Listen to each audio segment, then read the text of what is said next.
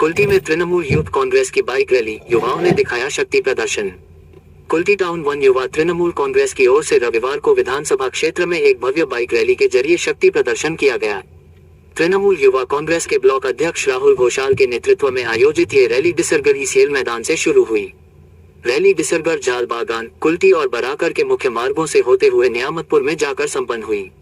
इस दौरान बड़ी संख्या में युवा कार्यकर्ता हाथों में झंडा लेकर केंद्र सरकार के खिलाफ नारेबाजी करते नजर आए। रैली को संबोधित करते हुए राहुल घोषाल ने केंद्र की भाजपा सरकार पर गंभीर आरोप लगाए।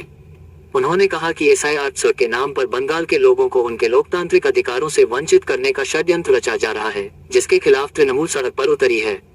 स्थानीय राजनीति पर हमला बोलते हुए उन्होंने कहा कि कुल्टी के भाजपा विधायक पिछले 5 वर्षों तक क्षेत्र से नदारद रहे, लेकिन अब चुनाव नजदीक आते ही वे जनता को झूठे वादों से गुमराह करने की कोशिश कर रहे हैं। तृणमूल का दावा है कि जनता इस बार भाजपा के बहकावे में नहीं आएगी।